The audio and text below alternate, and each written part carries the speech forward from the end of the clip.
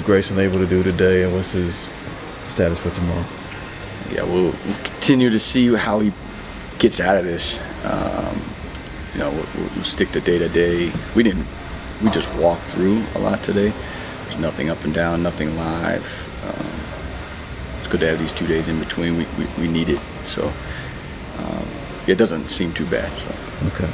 I'm just curious, we've been looking at, the adjustments maybe that were made in the second half with him not out there. It seemed like you guys basically just kept doing what you were doing, but was there any slight things maybe you guys did differently with him not out there because of his gravity and being able to shoot the ball or no? Anytime you lose a really good player, I think you have to make some type of adjustment. Those big rocks in the second half of back-to-back is our energy and our urgency. Thought defensively we were able to get stops and run. Grayson impacts us on both ends, especially in the half court offensively. His gravity, but also his ability to put the ball on the floor and play make. So I think that is going to be something that we just continue to grow organically throughout our team. Without Jalen, we just need to find another way at times to create the first domino. So didn't impact us in the other night. But yeah, we're overall globally, I think our roster and whoever we put out there, we got to find different ways to get advantages. Last thing I had was Atlanta's winning without Trae Young. What are you seeing? I feel, I worked with Quinn actually in Atlanta, so just speaking specifically to his offense, I talked a little bit with Royce there. It's just like the progression of how he evolves his offensive system to the personnel he has from year one in Utah to the end there in Utah where they're the number one offense. It looked different. His first year in Atlanta, it was, a lot of pick and rolls, still spacing is obviously key, but now it's more conceptual.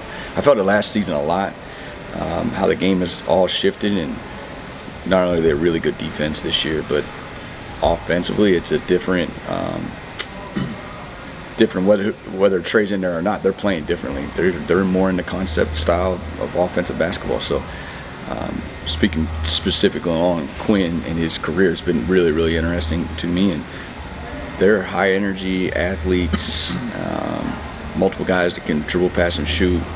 They put you in a lot of different disadvantages on their offensive end, and defensively they're big. They're big and they force turnovers.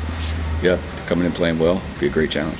When you look at the offense, you guys have, it feels like an adaptable to where guys can replace each other and still get the same action, get the reaction out of the defense that you want. How you seeing that kind of play into how fast y'all are able to play in the half? I think, guys being interchangeable, being able to have multiple lineups, creating off each other, making plays for each other. So I think it's just helpful. And then, all the different lineups that we have, being able to adapt in every situation, whether you want to go big, small, or, in between, a lot of shooting, a lot of playmaking. So I think it's just, whatever route we go, it's beneficial towards our game. How you seeing Ryan being with the reserve unit and being in lineups like Jordan doing? How are you seeing that activity ramp up and spending more time in transition with that group? It's big time. Starters are bench. We all doing a great job building off each other's energy. The bench coming in, picking up, starters drop off, but it's contagious, like I said. The starters to the bench, to everybody. A big thing for coaches these days is the possession battle and margins. Do you remember the first time you started hearing those terms and an importance on offensive rebounding, turnovers, things like that? Oh yeah, for sure. I think when I was in Utah some years back, that was the first time, and creating more opportunities, more possessions, especially on the offensive end. I think now not too many teams crash the glass how we do, especially. And then as we see, we just were rewarded in those possessions. Do you remember a couple of games last year where it was you'd look at the box score and you'd see you guys shot 10-15% better, and you still lost? You're like, damn, that's just, how does that kind of thing happen? The way the game is going, how fast-paced it is, you want to get more possessions. So I think, every opportunity, whether you shoot better than another team, I think those possessions, help out in the long run. You mentioned you got a twin twin here tomorrow. How meaningful was that part of your career to kind of get your stepping stone in the NBA? It's big time. I mean, Quinn gave me the opportunity, coming in, being one of the last guys on the roster to make it.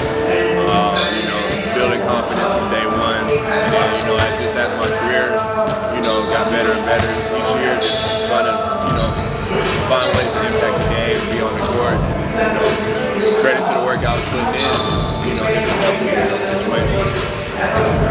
It's kind of quick decisions that you're making.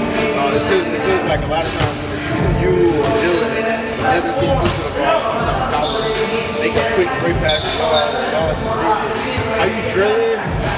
Usually what the defense is looking like in that numbers advantage that y'all have, and just kind of have to manipulate that? It's hard to drill. I think it's just something that's more of a read, reaction. For me, I try to, think of a 0.5 mentality, whether I'm a shoot, drive, or, making one more pass. I think just not holding the ball too long, just making the right play.